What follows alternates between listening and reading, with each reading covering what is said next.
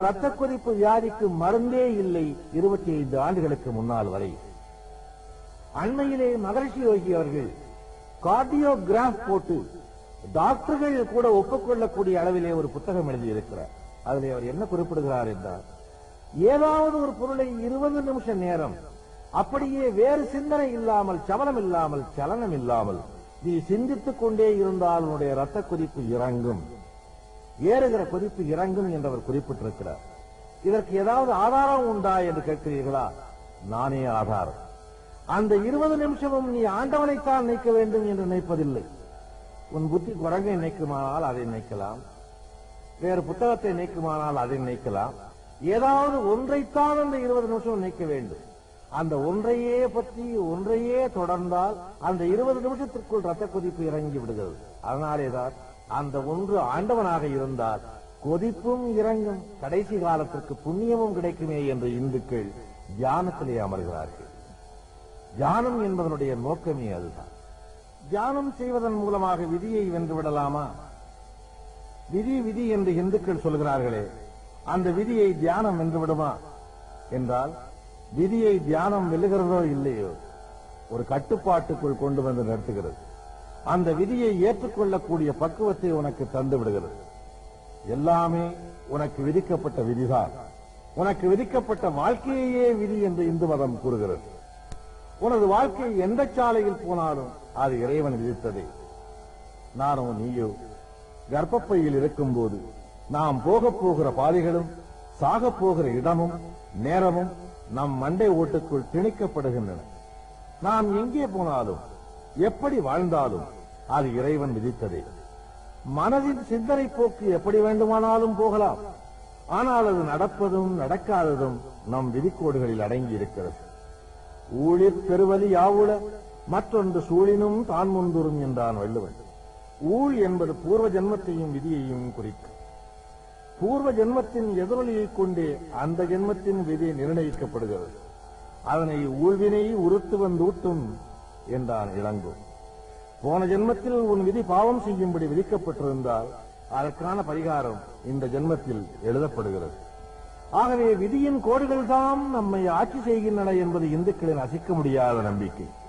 நாம் எண்ணியது நடந்தாலும் நடக்காவிட்டாலும், எண்ணாதது நடந்தாலும் யாவும் நம் விதி ரேகைகளின் விளைவே. முயற்சி 1/4 பங்கு, விதியின் ஒத்துழைப்பு 3/4 பங்கு. எல்லாவற்றுக்கும் கால நேரம் வர வேண்டும் என்கிறார்களே இந்துக்கள். அதற்கு என்ன காரணம்? இன்ன காரியங்கள் நமக்கு இன்ன காலங்களில் நடக்கும் என்று விதிக்கப்பட்டிருக்கிறது, அவ்வளவுதான். நினைவுகளின் மயக்கத்தை விதி ஒழுங்குபடுத்துகிறது. 2வது உலக யுத்தத்தின் போது ஹிட்லருக்கு இருந்த வசதியும் ஆயுத பெருக்கமும் வேறு எந்த நாட்டிலும் இல்லை. ஒரே நாளில் போலந்தை பிடித்தார்.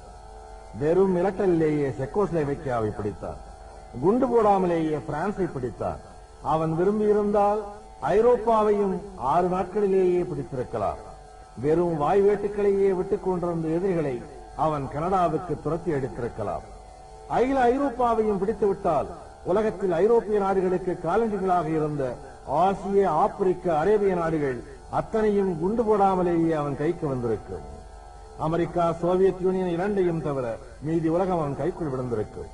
இது சுலபமாக நடந்திருக்கக்கூடியது. ஆனால் விதி ஹிட்லரின் ஆணவத்தை ஆட்சி புரிந்தது.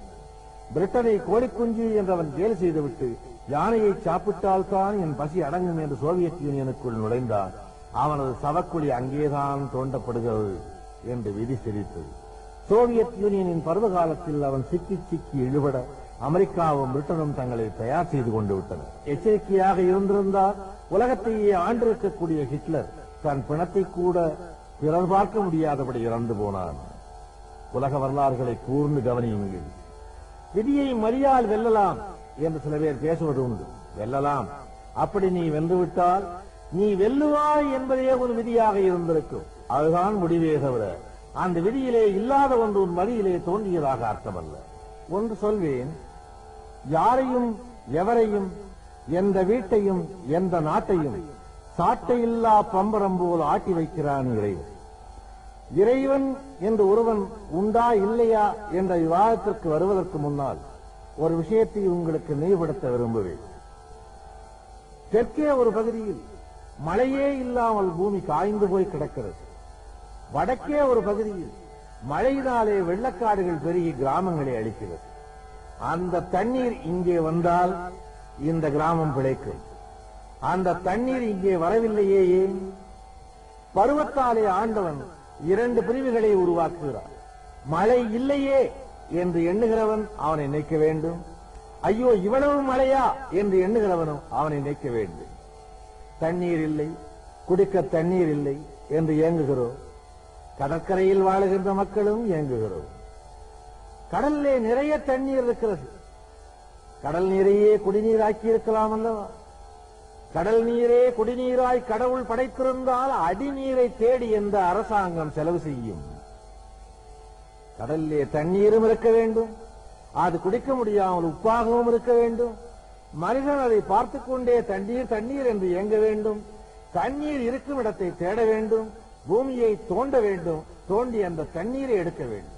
ஒரு தண்ணீரை எடுப்பதற்கே ஒரு மனிதன் இவ்வளவு சிரமப்பட வேண்டுமானால் என்னை அடைவதற்கு நீ எவ்வளவு சிரமப்பட வேண்டியிருக்கும் என்று காட்டுவதே ஆண்டவனுடைய படைப்பின் மூல நோக்கமாகும். ஆண்டவனுடைய படைப்பின் ஒவ்வொரு ரகசியத்தையும் புரிந்து கொண்டவர்கள் யாரும் கிடையாது. இந்து மதத்தின் முழு விவரங்களையும் நான் சொல்ல ஆரம்பித்தால் இது போதாது. போதாது என்பது மட்டுமல்ல, எனக்கு ஆயுள் போதாது. சின்ன எறும்பு இவ்வளவு பெரிய மனிதனை கடிக்கிறது. அந்த எறும்பே என் கண்ணுக்கு தெரியவில்லை, அதற்கு 2 பல்லும் இருக்கிறது. இந்த சிருஷ்டி எப்படி உருவானது, யாராலே உருவாக்கப்பட்டது என்று எண்ணும் போது எனக்கு வியப்பு மேலிடுகிறது.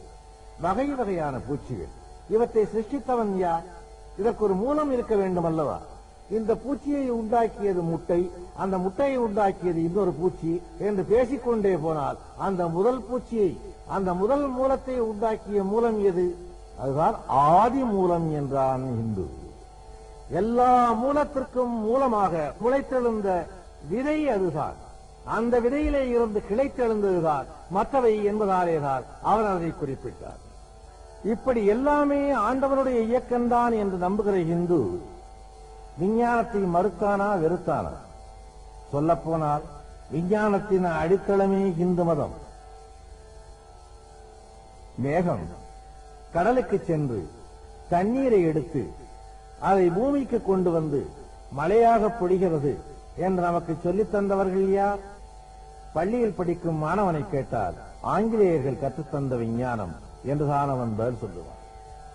ஆனால் இந்த விஞ்ஞானம் ஏறக்குறைய 1100 ஆண்டுகளுக்கு முன்னாலேயே இந்துக்கள் சொன்ன விஞ்ஞானம்.